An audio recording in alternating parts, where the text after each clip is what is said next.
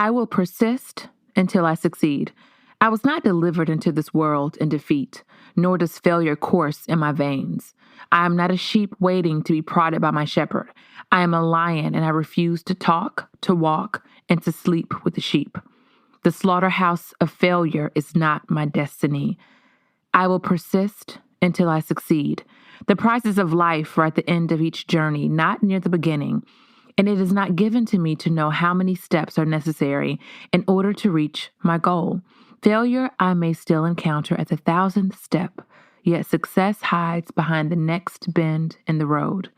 Never will I know how close it lies unless I turn the corner. Always will I take another step. If that is of no avail, I will take another, and yet another. In truth, one step at a time is not too difficult. I will persist until I succeed.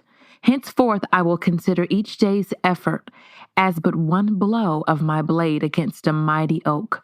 The first blow may cause not a tremor in the wood, nor the second, nor the third. Each blow of itself may be trifling and seem of no consequence. Yet, from childish swipes, the oak will eventually tumble. So it will be with my efforts of today. I will be likened to the raindrop which washes away the mountain, the ant who devours a tiger, the star which brightens the earth, the slave who builds a pyramid. I will build my castle one brick at a time, for I know that small attempts repeated will complete any undertaking. I will persist until I succeed. I will never consider defeat, and I will remove from my vocabulary such words and phrases as quit, cannot, unable, impossible, out of the question, improbable, failure, unworkable, hopeless, and retreat. For they are words of fools. I will avoid despair, and I will endure. I will ignore the obstacles at my feet and keep mine eyes on the goals above my head. For I know that where dry desert ends, green grass grows. I will persist until I succeed. That excerpt was written by Og Mandino, the author of the book, The Greatest Salesman in the World.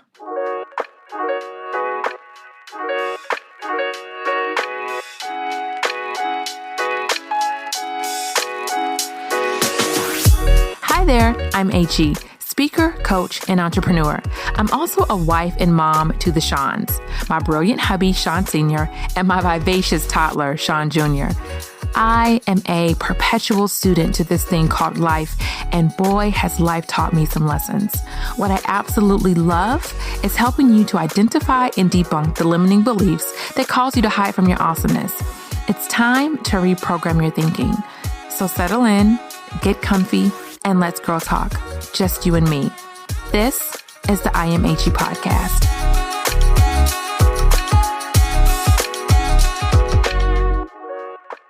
I finally did it. I ran my first 5K. After all of these weeks and months, I've been talking to you all about this beloved 5K. It is finally done. I did it. I'm so happy.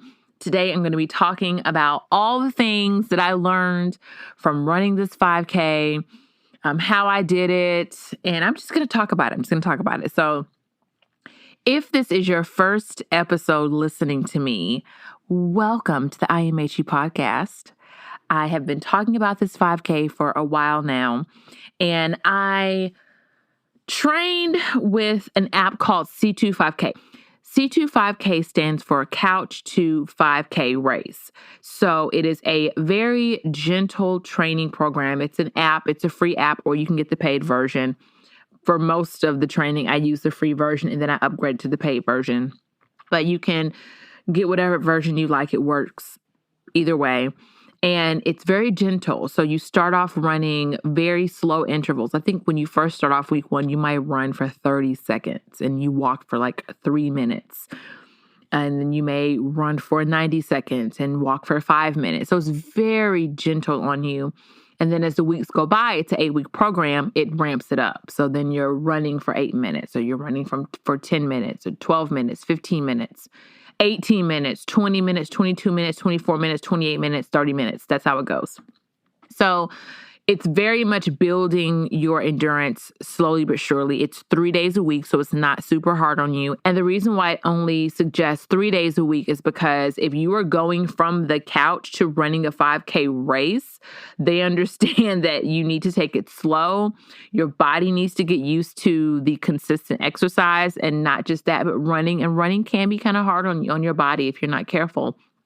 So understanding that aspect of starting to run and just preventing injury and allowing your body to rest in between time. Like if you have soreness or you may feel some aches and pains, and just letting your body really rest to rejuvenate, to do what it needs to do. It's so funny because I started this, and I'll talk more about this in a few, but I started this app 10 years ago, and several times I started the training and I felt like, oh, well, I'm going to push myself 3 days a week. Oh, I can do 5 days a week, or I can do 6 days a week. Not understanding that rest is very much a part of the training program.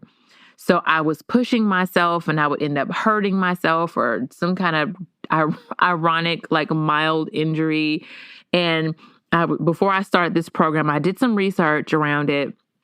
And I kept finding people who did the program say, it is 3 days a week for a reason. Just do it 3 days a week and trust the process. And when you really get into the groove of running, there are mornings where you want to get up and you just want to go run. But if you're a beginner like me, and you may think that that's a good idea, it's actually not advantageous for you and for your body. So you have to make yourself rest those other days so you are not overexerting yourself. So I also did strength training twice a week to make sure that I was supporting my body, because in the past, again, I had gotten mild injuries and throwing my neck and my back out, my legs were hurting. And I realized that my strength had dwindled. I hadn't done any strength training, and I wasn't prepared for the pounding that running can cause on your body and on your muscular system and your joints. And so I just needed to build that up to make sure I'm supporting myself properly and make sure that I'm strong enough. And also it helped with endurance. So 2 times a week strength training, 3 times a week running. So 5 days a week of activity, 2 days of rest. And when I say rest, I mean I did nothing on those 2 days. When I say like nothing, like I didn't go for, I mean, you could go for a walk, but I didn't do anything. I'm like, no, I am taking these 2 days to really and truly allow my body to rest and to recharge and to rejuvenate. So that was my training program. I have a personal coach with my strength training, but for my 5K, I just used the app and I did it by myself. I didn't have anybody to do it with me. It wasn't like, I know some people when they're training for different races, they have like a run club they're a part of, or they may have a specific trainer for running, a running coach. I didn't do that. I just did it by myself. So let's get into what this 5K taught me, running the very first 5K of my life taught me. The first thing that it taught me is that the only reason things aren't accomplished is because you have not decided. Okay? We are a decision away of accomplishing the goals and the aspirations and the vision that we see for ourselves. We are a decision away. And I'm not saying you make one decision and it all comes to fruition, but when you make that decision, you're giving yourself permission to take the first step. And once you take the first step, what happens is all the roadblocks come, the mindset shifts have to happen, the lessons that you need. Once you actually start, those things start coming. And a lot of times that's what we're afraid of. We're afraid of the potential of failure. We're afraid of the roadblocks. We're afraid that we're going to fall off the bus. That's been my thing for so many years. I'll get on a routine and fall off the train, then don't get back on. It's like, okay, you have to tackle this and figure out why you keep doing that. There's something internal, there's something subconscious that is working against you. You need to figure it out and face it. And so getting started and continually picking yourself up after you fall down and learning those lessons you need only happens when you make a decision. You make the decision and then you start. For me, I used to start, but I didn't make a decision. So I would say, oh, I'm just going to do this. But deep down, I didn't decide that this is what I'm going to accomplish. And it shows because it took me so long to do this. It took me a whole entire decade. 10 whole ass years is how long it took me. Okay. Now, for me, I'm like, okay, that is ridiculous. When I look back on it, like there's no reason I should have waited this long. Now, I also believe that we are always at the right time, at the right place. However, I would be lying to you if I didn't also believe that I could have been here earlier had I not kept giving up on myself and selling myself short. So you lose 100% of the shots you don't take, 100%. So I just decided that enough is enough. And I also decided that I'm never going to do this to myself again. And if I do, I will be instantly aware of it and change it immediately. I am done. And in 2020 is when I decided I am done giving up on myself. I am done putting myself last. I am done not doing what makes me happy. Like I am done like doing that. It actually brings your self-esteem down when you do that. Because the more you give up on yourself, subconsciously you start to believe that you can't accomplish things. And then you start to make reasons why you can't accomplish it. And when you start making those reasons, it's negative self-talk that's happening. There's nothing positive coming out of your mind or your mouth when you're trying to convince yourself why you can't do something. You literally look for every excuse in the book as to why something can't be done or why you can't do it. So that looks like I'm not good enough. I don't have enough skill. I'm not smart enough. I'm not small enough. I'm not fit enough. No one in my family has done it. I'm going to do it wrong. I'm going to mess it up. I'm going to get made fun of. People are going to judge me. Like all of those things. Whenever you give up on yourself, you literally find ways to support that belief. So when I decided in 2020, I'm going to stop giving up on myself, it forced me to debunk every limiting belief I had around why this goal could not be accomplished.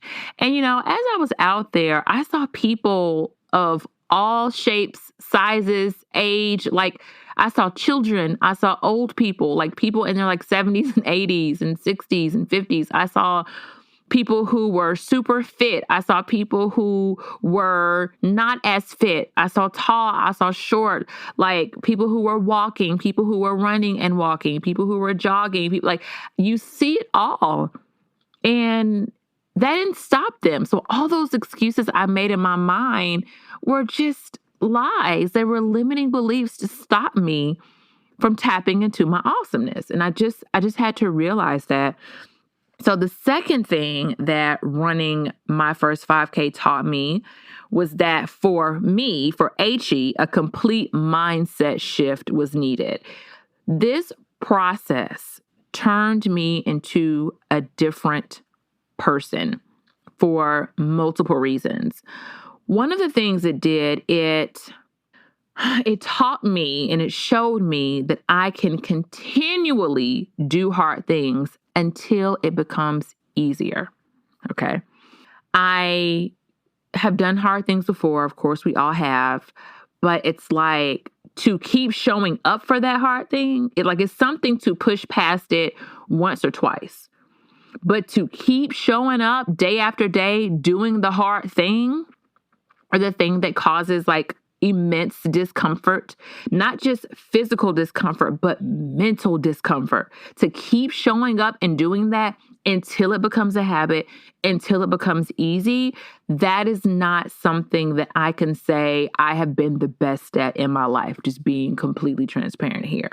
So this has showed me that I can do that. It has showed me that I can push past my discomfort to reach a goal, no matter how long it takes, right?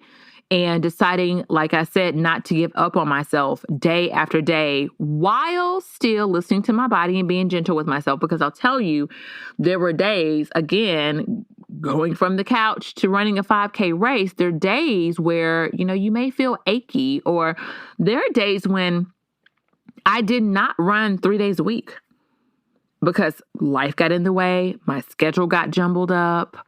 I have a little man, businesses, husband, life, like life happens, right?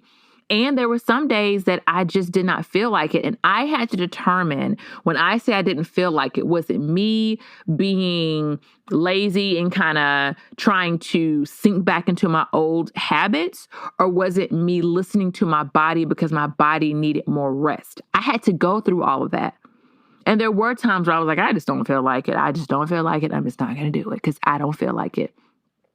And then there were times where I said, okay, you are doing some self-sabotage, or you are participating in self-sabotage right now. So you need to go ahead and go out and get this run in. Or it was times where my body felt like it just needed more rest and it needed an extra day. And every time I felt that and I honored it, I was so happy because the next day I felt so much better, had so much energy, and I was actually stronger during my training. And sometimes you need to check in with those close to you. So, of course, my husband and I are always together. He, is here every step of the way. So I run a lot past him because sometimes you can't see the picture when you're standing in the frame. So it was one morning, I forgot what was going on, but something was happening and I needed to go for my run, and I was making up excuses, and I was like, okay, I need to run this by Sean. I'm like, this is what I'm thinking. This is what's going on. Am I like trying to because you know me, we've been together for almost 15 years at this point, right? Am I like self-sabotaging, or do I really not need to go on this run? And that may sound like a ridiculous question to ask somebody, but when you are trying to shift your mindset and you're trying to figure it out, sometimes you need someone who knows you well that can give you an objective answer, right? And that's not just going to be your yes man, but can tell you, this is a good idea, it's not a good idea. Tell me what you're feeling and why, and help you evaluate it. And I gave him my reasons, and he said, I think you're participating in self-sabotage. I think you need to go ahead and do your run. And I'm like, you know what? Okay, you're right. Because I opened up that conversation and that dialogue and gave him the permission to tell me what he thought. And I was happy that I went ahead and went, because when you are so used to self-sabotaging, you don't even realize you're doing it. You don't, because again, you start creating excuses to support that belief, and you start rambling off all the limitations, right? So you'll fight for your limitation to continue to self-sabotage, and you don't even know that's what you're doing. And so because I know that, I knew I needed an outside opinion. You have to know when you need to reach out. And I knew at that moment, I came in my room, I laid on the bed, and I said, okay, I cannot identify what's going on, and I need to make a decision within the next 5 minutes, because I had some things going that day, and if I didn't leave to do my run within 5 minutes, and the time it would have taken me to get back, shower, I would have missed my window. So I'm like, I need to make a quick decision, and I can't get it together right now. So I'm narrowing it down to two. These are the two things I'm feeling. I need to run it by him to get some outside opinion here from someone that I know, love, and trust, right?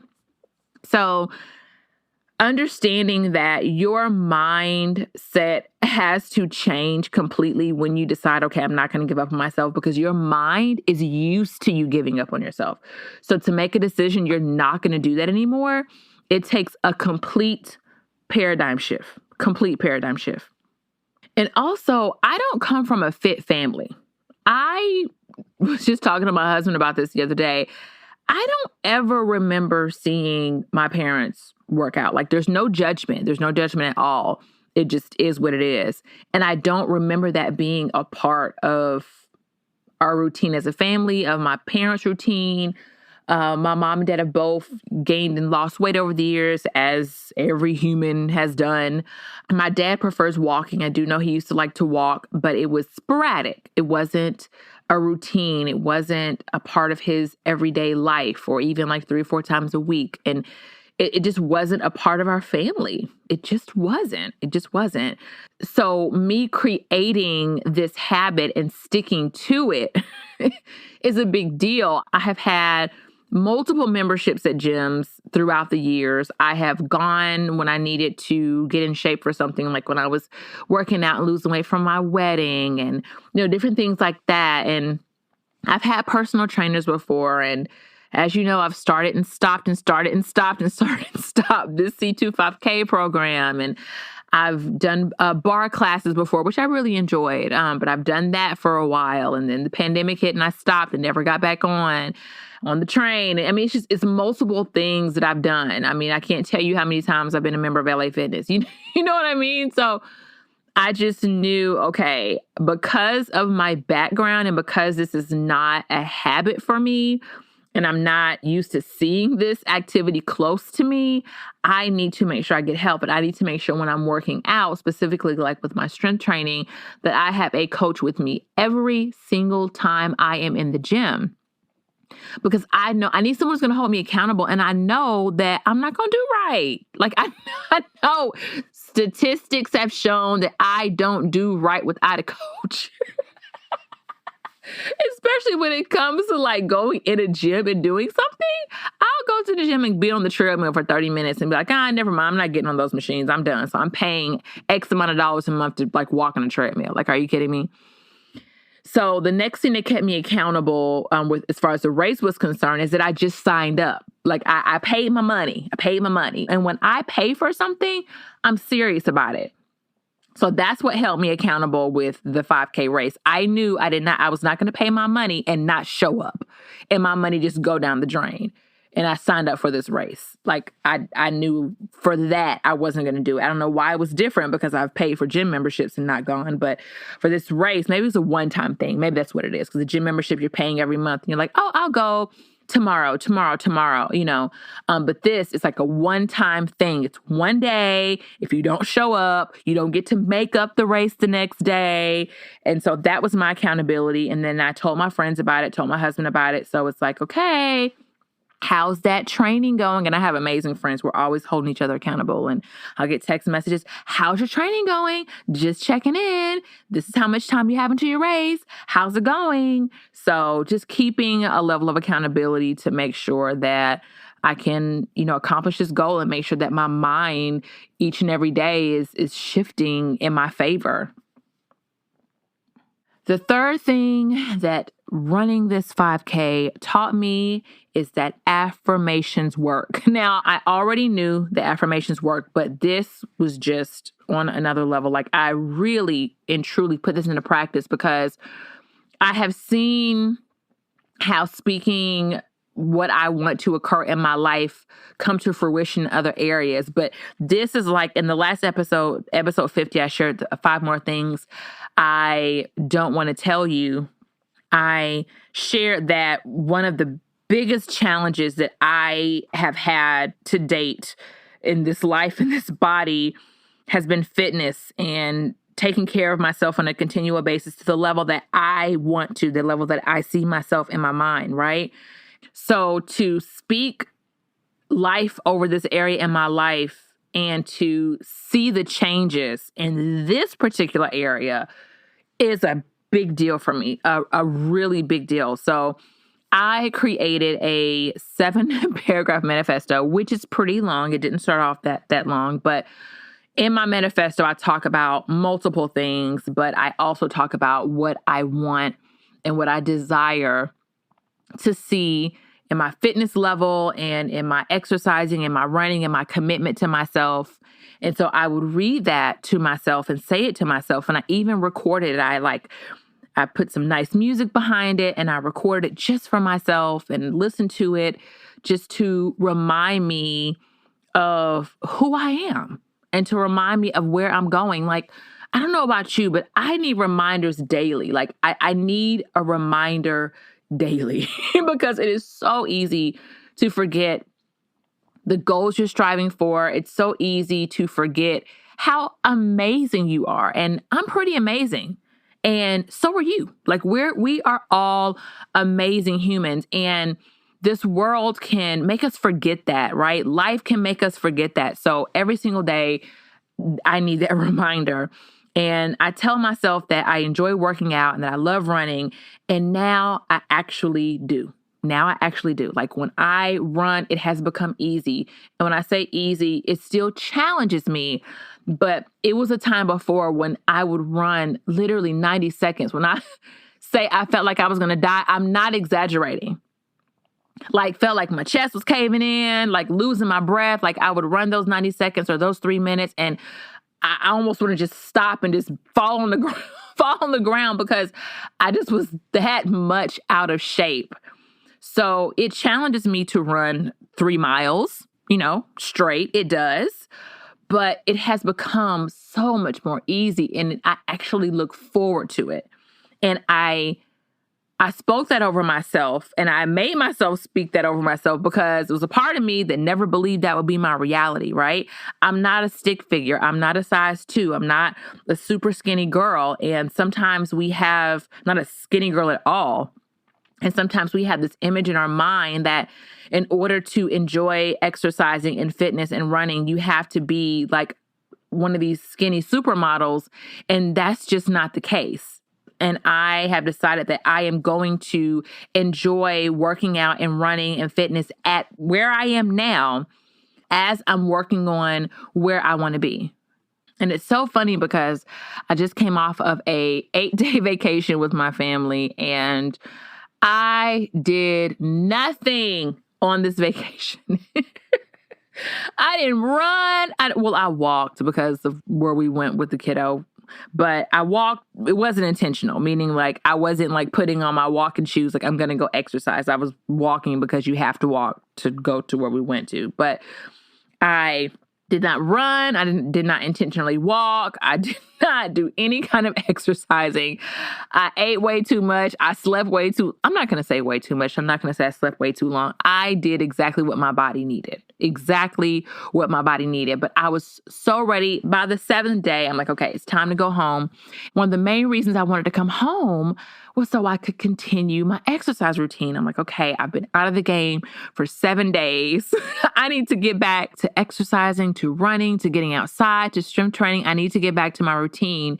And usually what happens when I go on vacation, in the past, what would happen is I would be on my routine and eating well and all the things. And then when I came back from vacation, I never got back to my routine.